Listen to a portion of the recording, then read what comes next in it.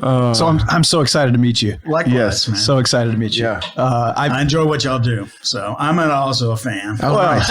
Thank you. Nice. Thank you. But so I know you, but I don't know you, right? I see your work. And I feel like, if you allow me, that gives me a great insight into who you are. I'm sure Fair? it does. Yeah. Yeah. So that's why I'm so excited to meet you. We were introduced through the city of Bossier. Yep. Because we were doing a build out in Bossier for our real estate office, and Mike had done all the redevelopment work for the East Bank. And, we sit down, and there were a few other guys in the room that were very business oriented. And Mike said, they left the room, and Mike said, "Man, underneath that suit's another suit." And me and Adam were like, "We like this guy." Those guys relaxed. Yeah. Take it off, and there's a whole other suit under. Yeah, we're like, okay, we vibe with Mike, and we're like, hey, here's our space, make it weird. Yeah. We want it weird. Oh yeah. So fun, man. Well, people still, that build out was 8 years ago. Wow. And people still come in and are like, man, this place is so awesome. We did a lot with a little space. Man. Yeah. Well, thank you for saying that. I'm really proud. I think it is fair to say, looking at the work I do, you've got a good insight into me. Yeah. Yeah. I feel like I put it all out there. But to a certain degree, like it's special that you are. I'm assuming you're from here. I mean, you work here. I don't know if you're totally from here. No, I'm not. I actually grew up in Houston. I was born in Austin. Grew up in Houston. Went to school at Texas Tech in Lubbock. And then worked in Dallas before I came to Shreveport. And then been in Shreveport since 95. Was that your wife? Your wife is from here? Yeah, my wife's from here, Dolly. Yeah. She's from Shreveport. And that's why we came here then. And we've had a great time here. Yeah. So not originally from here, but it is my hometown now. And the longest place I've ever lived. Yeah. So in 95, you roll into Shreveport. Yeah. What are you doing? I'll go through the whole tale. Sure. It ends. It's very happy. The beginning was rough. I'm in Dallas working at a small architectural firm called 3 Architecture, and doing boutique design work for hotels and hospitality related things in Bali, Indonesia, Taiwan, and that kind of place. And then we're going to have a kid, and we decide to move to Shreveport, and I get a job in Shreveport. And my first assignment here is 12 parking spaces in front of LSUS out on the horseshoe curve in front. Yeah, you did a great job. Man, you did a great job. I was so bitter about it. I'm an architect, and I was bitter that, the sum total of the verticality of that was a 6-inch curb.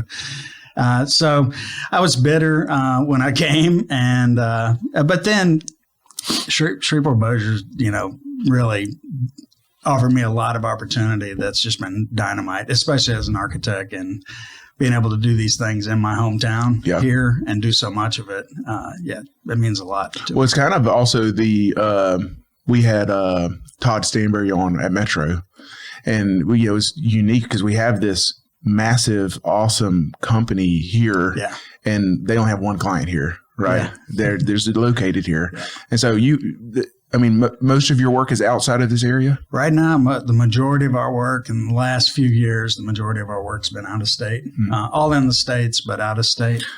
And so, how do people find you? I mean, did some of those relationships come from Dallas when you first started? And you just keep probably not all the way back to then, but I think like. A lot of our out-of-state work right now is with a hospitality group and airports, and we met them about 15 years ago, and we did a few things, and they were a small company then. There was 4 guys and 4 airports they were in. Mm. Now they've got 1,400 employees, 60 airports they're in, and we're helping them, do a lot of the design work across the country for those. Wow. So it's long-term relationships. Yeah. Probably more than anything is where we get our businesses. Yeah. Like we met you to work with you, and then you talk to your friends, and that rinse, wash, repeat across the spectrum of folks we deal with. Get closer to the mic. There you go. Closer. How's that? Yes. Is this better? So I think that, so one thing I appreciate with Mike is he, anytime you're having a creative discussion with him on design, he pulls out, what's that paper called? The yellow paper. Tracing paper. Just tracing paper. And so like while you're talking, he's just drawing. And sometimes you're not even looking down. He's just looking at you. He's like, okay. and then he's like, you thinking something like this? Like on the spot. You're like, hey, can I take a picture and not have to pay you real quick? Let me try this here. It's correct today. Yeah, it's like that. It's funny. I was trained in the analog ways of architecture. So hand drawn renderings, drafting, all that's been painting and charcoal, all that analog stuff. Then of course the computers come along and AutoCAD and all that, and then computer graphics come along and everybody expects it to look like the movies. And then we've come all the way back now, because craft is king, and people have that reaction when you can do that on the spot, like, holy crap, you can draw in front of me? This is unbelievable. And I feel like I'm in that nightmare, and I'm naked, and y'all are talking to me because I don't have a pen or a piece of paper in front of me. You told me don't bring anything, and I came with nothing. And then this guy's got got a pad doing the drawing. No, that I like it. That's but it's funny because I was like, you did that, and I'm like, well, now how do we get that on? And you were like, well, that's what these guys are for, and pointed to your younger architects that were working for you. So you have a team. Right, you've built the team. How many do you have? It's a small crew. It's about 6 of us, big, so it's not real big, but we got a top-notch group. I got a couple of guys been with me, 13 or 14 years, and 11 or 12 years. 2 of my top guys that kind of know and I feel like know the culture. When I meet other architects in town, most of them have run through your organization at some point, right? We've trained a good bit of them, that's for sure. And that's always tricky, isn't it? That's why that relationship's so important with your clients too, right? Is because, there's no way to not train your competitor in a sense in a small market like this. Yeah, being in a small market, just like you said, my reputation is all out there. It's not hard to go track it down if you wanted to, which makes it a little less on the I got to sell you when, man, there's a 30-year track record here that you can go point to, or guys I've worked with you can go point to, which makes it hard. You can't hide here at all, which is important. You need to own your stuff, man. Yeah, good stuff. Well, I'm so fascinated by the idea of your legacy here. And so what I mean by that is that when you have a true creative, and I believe you to be that in your space, thank you, that your legacy will be so long lasting because people will drive down 20 and they'll look over and they'll say, look at that building. You don't see that every day, right? And the fact that Shreveport gets to inherit some of your character, it seems like it's going to be a long lasting thing. In the way that sometimes you'll talk about the famous architects, and you'll say, we want to go see that house, But I think that's so special in that to have a true creative in the space doing the work that you're doing for buildings and structures that, because look, buildings are kind of boring, right? Yeah. Just generally speaking. I would disagree, but yes. Well, what I mean is that can be. what they can be, right? Just a generic, hey, here it is. Let's build it, right? But when you have the creative impulse that you do and you actually bring it to life, we're the beneficiaries. Yeah. Because our town has a kind of a cultural element that it didn't have before. So how do you ride both of those lines in a town like Shreveport? Yeah, no, it's hard, and it's all of what you said matters a ton to me and to my firm. We like to, and I'm just a dude that draws pictures. Mm-hmm. So I'm not some deep philosopher or anything else. But I am passionate about design and passionate about the built environment. And we take it dead serious. And all of those things you said matter. And it's why we tend to think that we have clients, but we also have a deeper responsibility to the community that client is the vehicle that is bringing that building, district, space to light. But it's the voiceless that are affected by that in one way or the other. It becomes that building that you just drive by, it's just part of your fabric of your daily life. Like those buildings on 50 years from now, somebody else will be like, oh, those things have been there forever. And it'll just be like the state office building or the VA hospital that you see all the time. But it means a lot. And we take that seriously, because we want to live in nice communities too, ourselves as the designers, but we also want to push that with these projects because it is going to affect a ton of other people that go by these things or walk by them, work in them, live in them. Somehow they get affected. Every one of these gets affected. And I think it's important that you focus on that aspect of it. In addition to the client's needs, of course, it's what has to happen. But then there's this broader context that still is important. And I think the clients understand that they're part of this fabric, this urban fabric as well. Yeah. And I think that's the rub would be to make something special probably cost more, right? Yeah. So people are coming to you and be like, well, what's the cheapest route? And you're like, well, because even when we were talking about a building, you're like, hey, we could hide all of your air conditioning units, not put them on the roof and it would look really cool. Yeah. But, right. It would cost more. Yeah, it does. And you can still do a lot with a budget too. You can get super creative. It's a matter of how things get used, because you can do some interesting things. Your office is a perfect example. It doesn't have a lot of space. It's not huge, but one garage door and one angled purple wall, holy crap, that makes a difference real fast from the minute somebody walks in the door. Yes. Yeah. So it can be the little things too that make that design impact without breaking the bank necessarily. Yeah. Of course, do we all want nice things? Of course we all want nice things. Yeah. So the scope of all of your projects. So I would know you as a commercial building architect, right? Yep. Is that primarily the work that you do, or do you go beyond that? So that's a commercial architect probably is a fair term. We deal with, and the older I get in this, the more this reality is what I want to manifest. I want to work on the projects that are fun, that I would like to go to and enjoy myself later. So hospitality type projects, fun projects. I want to do more and more of those. We do the breadth of our work, kind of being in a small town.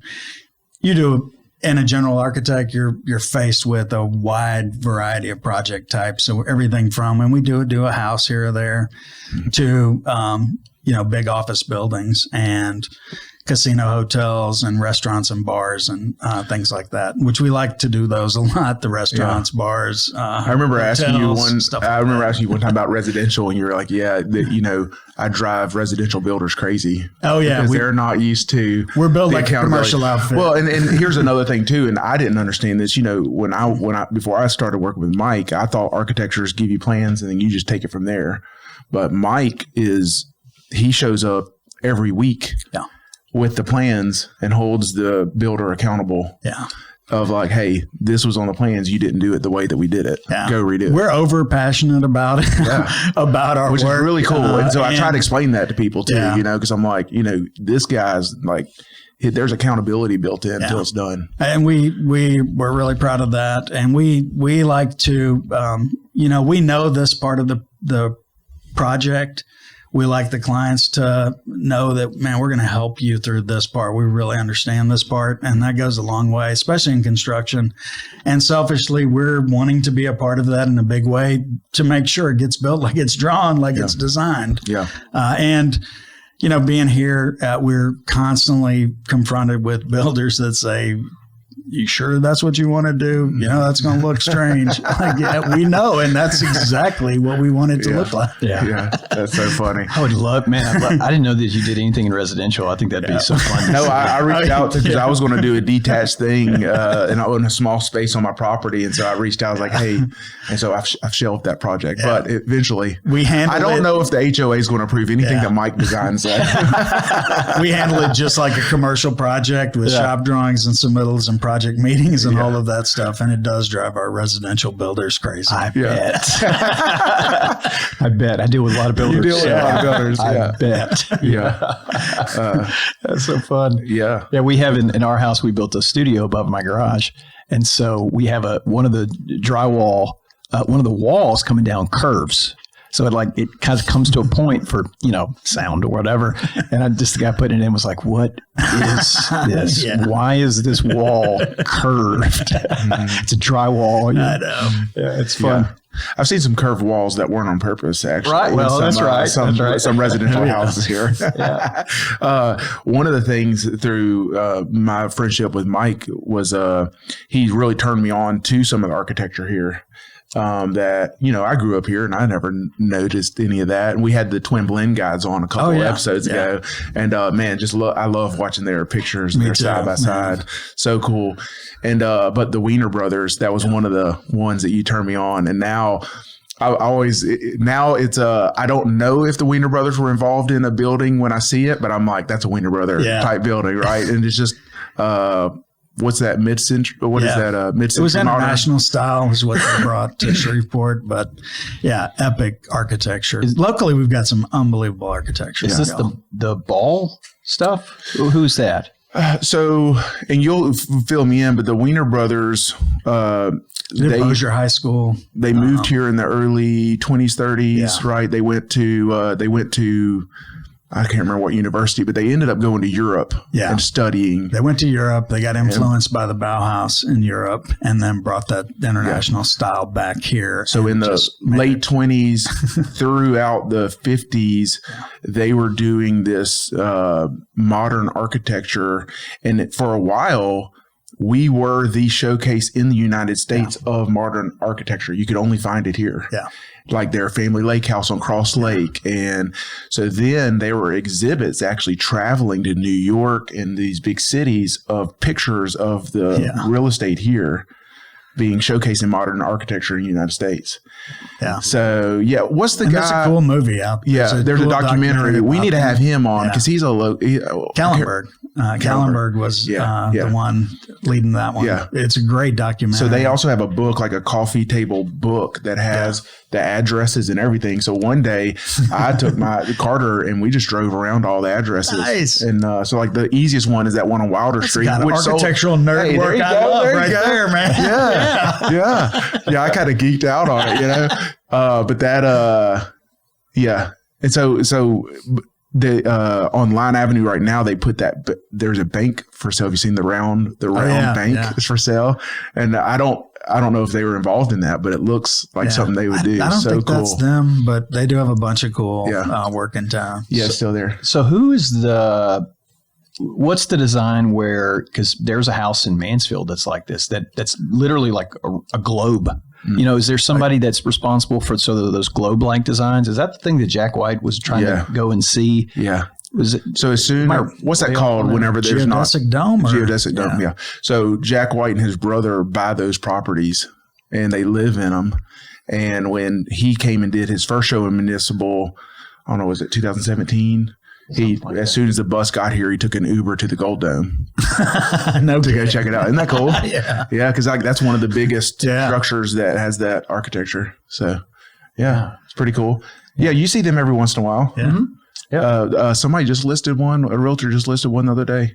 Okay. I saw it on Facebook. It might be out in Blanchard. What was the era of that? Was that 60s? I'd say the 60s, 70s. Yeah. So what's cool about the Wiener Brothers is they did little things like they have a house in Fort Worth.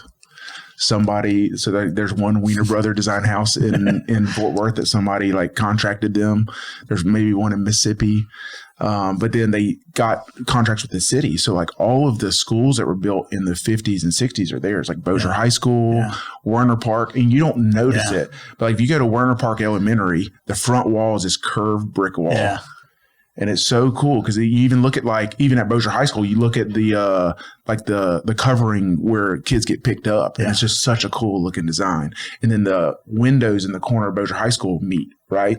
There's no like. There are no mold, no structure in the corner. Exactly. Yeah. And so that's like that's like a very modern architecture type thing. And it's held up through the test of time. I mean, those things, going on 100 years pretty soon. Yeah. So one of the things that they did is they because back when they were designing some of this, there was no air conditioning. Yeah. So they were using sunlight, and they were using these oversized eaves. Are they eaves? Is that what that's called? Yeah. And so you can even go in the what was the street they built theirs on? That one street in Longleaf. Yeah. And you can see these houses with like these 6-foot eaves that look very strange, but it was so that the sun would never hit the windows. Yeah. Funny story on that street.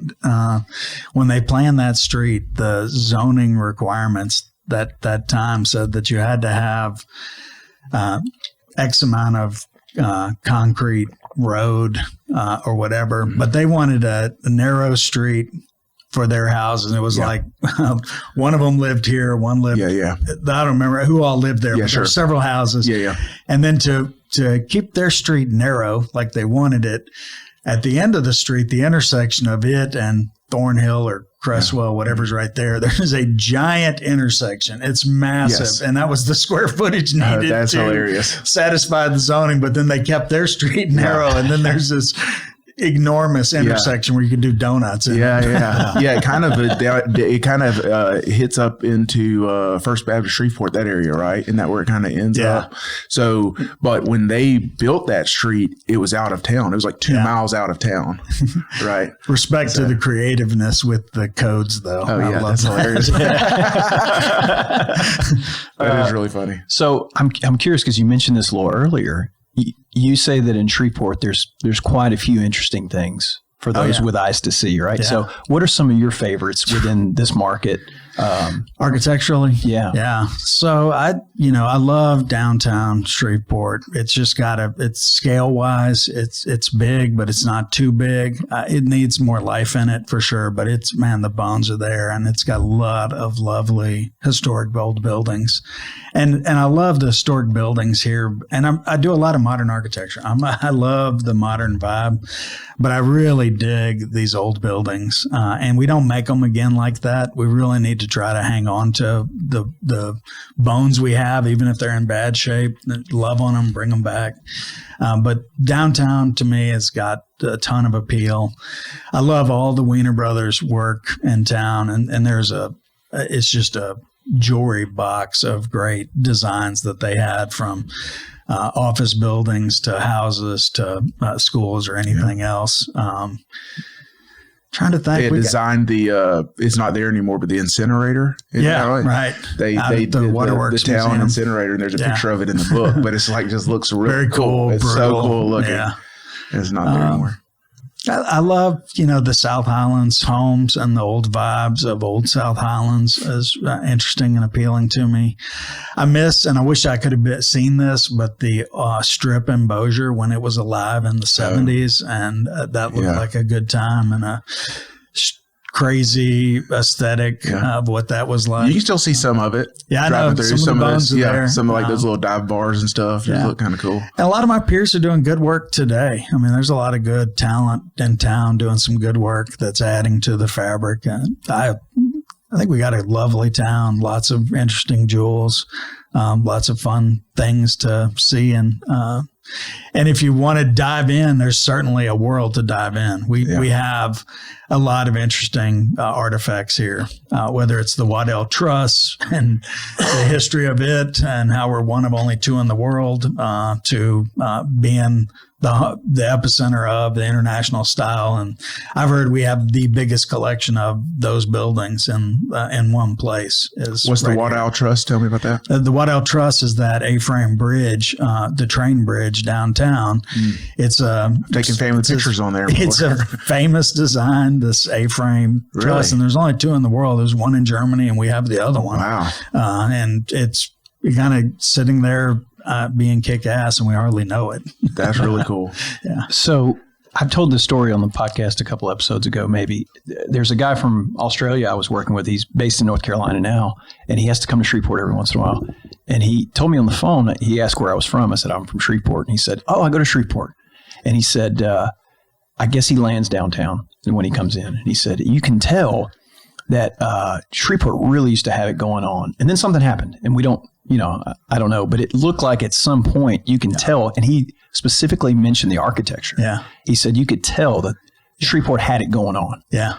Do you connect with that in any way? Totally, man. It seems to me like what went on is what went on in Houston, where I grew up, and oil decimated it when it decimated. And I don't know the story of Shreveport entirely on that, but the last high rise built downtown was in like 94 or something. And that was the end. That was the last of it. And that was the Regent's Tower when it was being built. But that was the last skyscraper. But that kind of sets the point in time of that's when it kind of stopped. And it's since I got here in 95. And I think since then it's been pretty steady, a little bit of population drop every year since then. And it's I don't know what happened, but it's interesting because the last public school built in Caddo Parish was like 89 or 90. Yeah. Which is interesting too. Yeah. So at the same time frame. I mean, there's been a lot of other stuff done outside of a downtown high rise, but that seems to be a pretty important metric. That when was the last time you built downtown? The crane count. You've heard of the that, crane. right? And How many cranes are going? Oh God, we will be so excited when we're the only project in town that has an actual crane. You got a crane. We got one. It's not somebody replacing a chiller unit on the roof of a 5-story building that needed a crane. Well, it is interesting, because we do go to Nashville, to Austin. I mean, you just see there's cranes everywhere. Our work is all over the country. We see it too, literally everywhere we go. The cranes everywhere. So you like traveling? Love to travel. So one thing, your son, you were telling me about. Y'all took a train to Chicago or New York. Yeah. Yeah. So we met in New York. We took a train to. We were going. He lives in New York, and we were going to meet up in New York. Take the train to Marshall from New York and stop in Cincinnati, Chicago, Philly along the way. And we did. And we went to art museums at each stop. Cincinnati was home of a famous illustrator, and that's why we went there. Philly had a art exhibit going on, and it was life-size replicas of every panel of the Sistine Chapel. So you could see how big those jokers really are. Wow. And then, of course, we went to Chicago, and then from Chicago down to Marshall. But that was a ton of fun. I highly encourage it. Yeah. It's unbelievable, the train. If you haven't traveled by train, and we don't really, but man, we had a ton of fun. Well, they're connecting. They just announced that, right? Yeah. The Amtrak station in Shreveport. And that connects because right now it's where's it at in Mississippi where it stops? Meridian, Mississippi to Dallas. There's no stops in between, and so they're putting one here to connect that. Yeah. So literally from Meridian to Dallas. Yeah, but even past Meridian, you just go all the way to the Atlanta, coast. probably. Yeah, it'll just open it up. Where you'll be connected to all of it. That would be nice. Yeah. Pretty easy way to travel, man. It was just me and my son in a sleeper car, and we watch movies, but the best was just watching, window TV because it's changing constantly. And it's also cool because it doesn't go, it's on the road at times, but a lot of times you're like traveling through people's backyards or through parts of town that you would otherwise never see, which is kind of interesting. That is cool. Fun stuff. Travel by train. Yeah. Mike, also, when we took Carter to New York for his before high school trip, and he gave us some cool places to go to, some like the Illustrator Museum or whatever. Yeah, so really cool stuff. Yeah, we love to travel, man. So this is domestically. You mentioned you did some international. What's that like? Yeah, we've when the kids were little. my wife and I, we went on our first international trip. I think it was 2005. And we were like, I don't know if we should take the kids. They're 4 and 7. We went over there and we're like, this would be so perfect for the kids. It's ridiculous why we didn't take the kids. So the next year we took the kids to Paris, and then we've taken them. And then we went every year. We would go somewhere. We've been all over Europe and Asia and stuff with them. And we love to travel, love to be in another culture, see the food, get the vibe of what they're doing. And they do stuff differently. And a lot of times very smart. And a lot of times we'll be like, this is stupid. I don't know why we don't do this back home. This is ridiculous. It's the smartest way. Why haven't we ever done this? Yeah. It's so true. But I love what you said about, you go somewhere, you see things and your eyes are open. The fact that, hey, people can do something differently. Yeah. And I have to imagine that inspires some of your work as well. Oh my God. Architecturally, it's a treasure trove. I say I love to go travel, and I am literally taking a mental inventory of how space is being used, how people compose stuff. What's that feel like? How far apart is it? All the things I'm a total nerd on that. And it was important, for me as an architect, and learning in the analog ways. I mean, when I went to school, it was, like everybody didn't have a phone in their pocket, and you didn't have a computer, and the internet didn't exist. So if you traveled, your best course of action was to sketch it while you're there. So that was ingrained in us in school. If you go anywhere, sketch it when you go. Of course, I did that everywhere. And then traveling, did it everywhere. And I'd learned in school, I'd done all this architectural history in school, but didn't get to go to those places. And then being able to go to those places and see them in person, it's totally different. You can't describe. Feel bad for everybody that's trying to, be bespoke and satisfy their wanderlust by photo journey online. It is not the same, y'all. Right. Well, it's like when we went to the Grand Canyon. I've seen Grand Canyon pictures my whole life. It's bigger. You go to it, you're like, wow. Yeah. No, it's all inducing. Yeah. You just catch the awe of how big this thing is and how small you are. Oh yeah. And you look over the edge. Oh, it's funny. Yeah. That's what Laurie was like. Don't get too close to the edge. I'm like, they're 10 feet away. And it's like, there is no barrier though. That's right. It's pretty wild. It's not Disneyland. Get as close as you want. As close as you want. Yep. But if you go to Mike's office, he just has stacks and stacks and stacks of sketchbooks because he literally just has everywhere. He's just sketching and then coming back and coloring it. And I guess a couple years ago, the Shreveport Art did y'all's display. Yeah. You and your son. I've had several shows. My son, that was a show my son and I did called Along for the Ride. It was in the middle of COVID, and we had we've been asked to do a show before COVID, and then COVID happened, and they kept asking us in 20. Like, I think we were supposed to do a show in 20, and we were like, I don't know, man. Everybody's being weird. I don't think it's a good time to do this. And then, by the time we did it, our show had evolved because we had been living through COVID. And he and I did a show called Along for the Ride about these journeys we took during COVID, where it wasn't easy to travel safely. So, we would drive from New York with my son, and then we were driving to see my mom in Austin, and then we were driving to Colorado. And then we took those trips and the art inspired from those trips and made this art show called Along for the Ride, all about and it was all about celebrating the mundane, kind of like we were talking about, how the buildings can become invisible to you, stuff can become invisible to you because it's part of your habit, part of your routine. And we were saying, like, through all of this mayhem in the world, we were really stopping to smell the freaking roses, because it's important. You need to.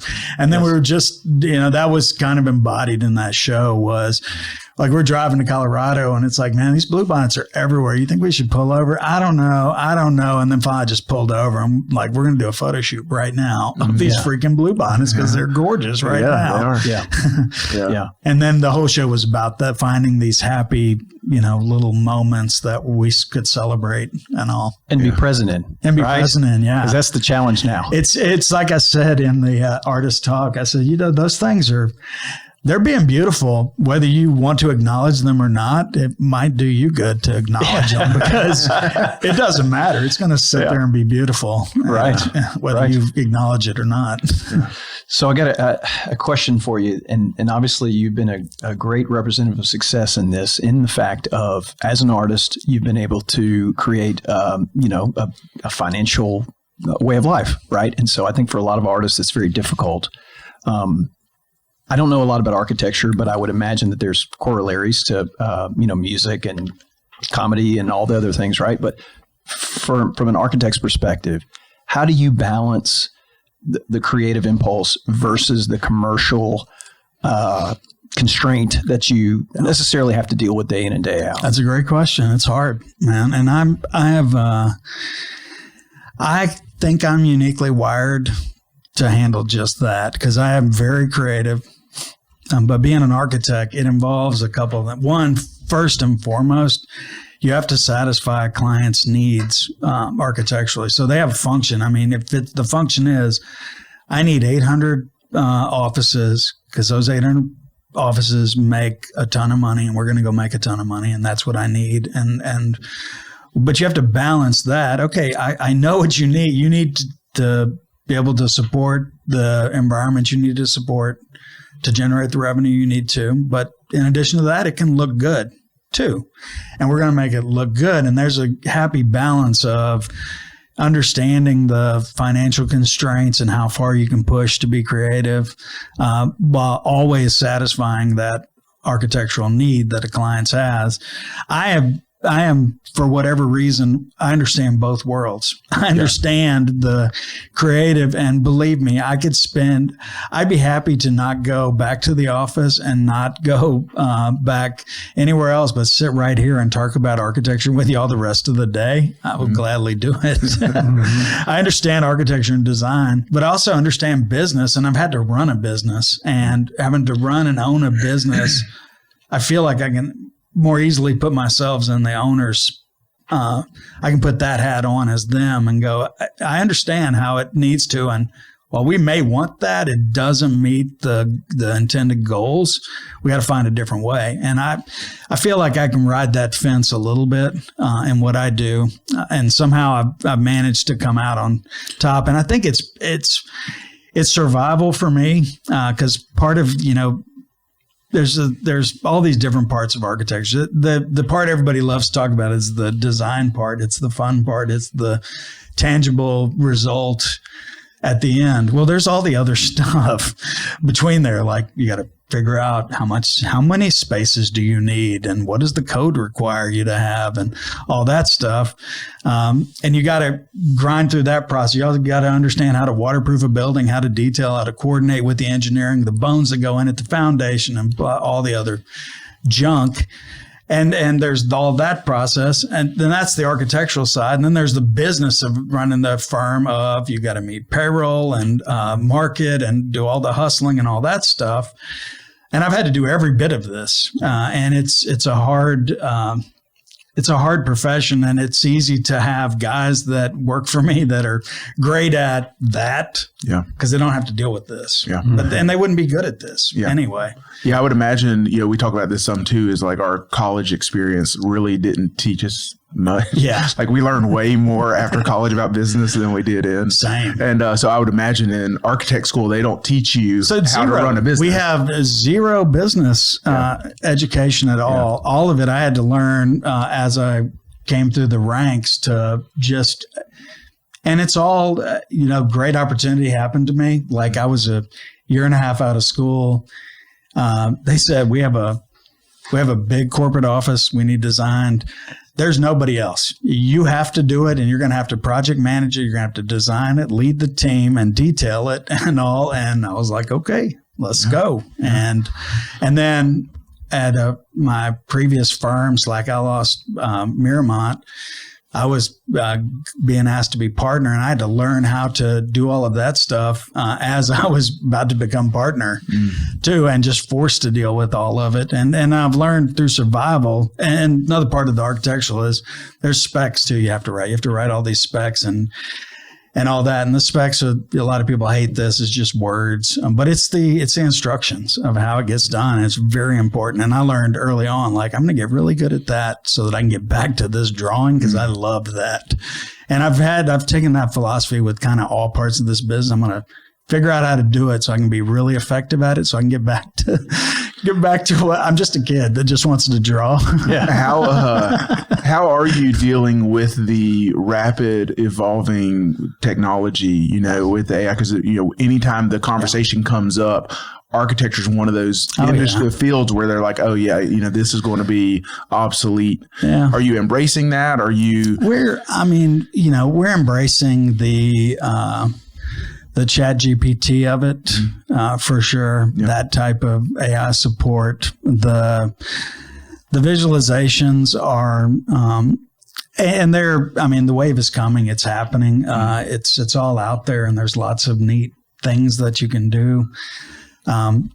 We still think that it's a craft world, and that craft is still king, and that hand done has soul that the AI doesn't bring. And we say, and you can tell when you look at the end product of it, that I can tell that had some thought and a hand behind it, and that doesn't. And you can just feel that it just lacks emotion. Yeah. Mm-hmm. And I'm being pretty hard on it, but I feel that. Sure. Well, you think you hear a song, you're like, man, this song's good. And you're like, yeah, AI generated it. You don't care about it anymore, no matter how good it sounded, right? Yeah.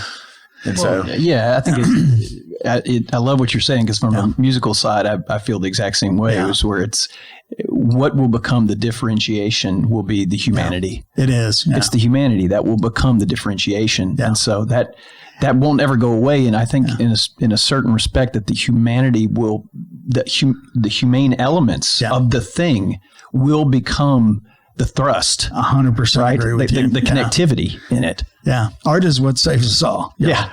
At the end of the day. And it's, for us, it's the, and this will be an example of that soul that gets infused in our work, is the story that we bring to the project. And I'll use the Cyber Innovation Center as an easy example. It was meant to fuse the military with academia, with defense contractors, all collaborating outside of a military installation. So they could do it outside the fence and get problems solved faster and all. Well, the story of that design was, it was the anchor building of a new research park. It needed to, and part of our mission and goal at the beginning was you're setting the standard right here, right now. So this one needs to stand out. And we contested that it needed to be spectacle and not background. So that building in particular, being the anchor tenant and the first thing built, needs to be spectacle. It does stand out. And it infuses that story of who they are with the shape of the building. It's got the curve on the roof, which mimics the shape of the airplane wing of the B-52. So that ties us back to the base. Has a giant canopy out in front, which again is like the B-52. If you go to the air show and you're under the wing of the B-52, you know how massive that feeling is. Well, that's the canopy out in front. Has a hole in the canopy. And that was the connection to what cannot be visually shown, which is the connection to cyberspace. And the link that there's this electromagnetic spectrum. It is through this hole. It is everywhere at all times. And then lastly was the spokes on the front were a nod to our biggest symbol of freedom, the Statue of Liberty, and the crown on the Statue of Liberty. And the military guys, of course, told us they interpreted it as a frozen explosion. So as it hits the ground, the blast coming up is how they interpret it. Any which way it is, that's the brand that got infused in that building. That, to me, it's those things that AI doesn't bring, that brings the story of the brand and puts it back in three-dimensional composition. Yeah. Somehow. So You know what? But that's so and cool. we try to do that on every single project is tell that client's story through that design where it becomes an extension of their brand and an extension of our community. I've driven by it hundreds of times. And I'm going, wow. I don't know why it's like that. Yeah. But when you hear it, you go, oh, now I get it. So that's very cool. I love that. And that's, that one's now, it opened in 2009. So it's been 16 years ago. So, yeah. Yeah, that's crazy. And we try to do that with all the projects is, have that story that gives it meaning and gives it purpose. And it wasn't just, well, that looks cool, which is certainly a valid answer, but we try to make it a justifiable, rational reason of why it looks like that. So as we go forward, I love how he points to his notes, and there's no notes there, by the way, for anybody taking notes. There's a lot of notes here. It's all here, but it's all there. He's just taunting me with the fact that he's got paper and pen in front of him. That's right. So as we go forward in Shreveport Bossier, right, and you've got a magic wand for building code, governance, regulation, all those things. What do you tell the community at large about the things we're building? What would you say? Well, they matter. I mean, I'll tell you, the design matters is the fundamental underlying theme. Is design matters, and everybody should pay attention to it. What I encourage is, more focus on that reality that design matters. It matters to our mental health. It matters to our physical health. It's what motivates us to want to be somewhere or not be somewhere, and we want to have those environments that are inviting. And we need to be brave in the future. We need to embrace strange ideas that may not be, common here, and embrace those. And I'll specifically things like mixed use environments where, it gets more expensive year after year as these cities grow outward instead of inward. And that's the vex we have here in the South is land is cheap and readily available. There's no need to be dense. There is a need on the financial side of cities that continue to just get swallowed up by infrastructure costs. Where if you bury them internally for more density to create those environments of the places you like to go. You said you went to Ireland. I'm sure there was narrow streets with 3-4-story buildings, and you walked up to your apartment, but downstairs was a coffee shop and a little restaurant. And those are the mixed-use environments that I'm talking about that are foreign here. Mm-hmm. But I think we should embrace long-term those kind of things that I think we would all love. We go to them when we're in Dallas or Nashville or other places. Well, and that's what I appreciate about the East Bank district. It's really like there aren't very many walkable communities, right? I mean, you think of Providence maybe, but there's not much. I mean, we're not walking down Erie Drive, right? Yeah, I'm so proud of the East Bank. I mean, it was fun to master plan that. And it was fun to do the first phase, but man, I'm so proud to go over there. I was just there a few weeks ago. Went to an art show at the Bossier Arts Council. We ate lunch at El Patio across the street. We walked down and had snowballs, snow cone, and there was a sea of people because there was a concert at Hurricane Alley over there, and it was the coolest vibe. Like wasn't that long ago. This was a 5-lane road that was empty, now it is walkable. It was a ghost town. All walking down. It was a ghost town for sure. I'm really proud to have been a part of it. What is funny is because like around here, I even told. I'm trying to think of where it was, but we had to park far away from somewhere and walk, 100 yards to it. Like you go to a big city, like we just went to Washington, D.C. We were literally parking and walking a mile to get somewhere. And you don't even think about it. But then you get here and it's like, oh man, I got to park, 50 yards away from this restaurant. I'm going to get on my soapbox for 2 seconds on this. Let's do it. This does frustrate me to no end. We've gone to the Pecan Street Art Festival in Houston or Austin or wherever it was. we circled for like 30 minutes trying to find a parking spot. We did. It was 13 blocks away. I counted. and we were totally happy with that. Yeah. And we went to it and we never griped about it at all. Yeah. And here it is exactly the opposite. I can't park in the front. I'm totally upset. However, I laid this out in a presentation recently. So the East Bank, if you know, an airline at 220 is that Target. Yes. There's a Target back there, and next to the Target is a Ulta. Oh yeah, and an Old Navy. My daughter shops there all the time now. Chick-fil-A. Yeah, right. No, just stay with the Target, Ulta, and that's my 9-year-old. So, that's her stopping. Yeah, she'll spend $100. Yeah, take that building and that parking lot. The East Bank is exactly 2 of those big. Wow.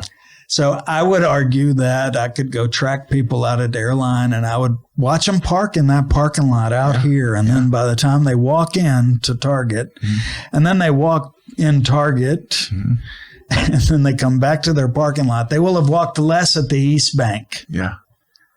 Than that, but it's convenient to gripe about it at the East Bank than it is at Target because, and it's that fallacy of, and it's all designed because design matters. But in this case, it was designed to make you not appreciate the walk by things like all visibility from the furthest edge of the parking lot. I can still see the front door. So that perception is it's just right there. Oh, yeah. Even though it's literally 2 blocks away. Yeah. It looks like it's right there. Yeah. And that's how they designed it to take that away. Just like an elevator, putting the music in softens the blow of that awkward, 45-second ride with strangers. Interesting. Yeah, that's crazy.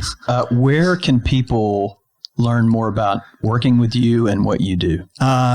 Probably we're on social media, which we're not active, so don't judge on that. We have a website, MikeMcSwainArchitect.com. I have a personal sketch site of my travel sketches, MikeMcSwainSketchbook.com.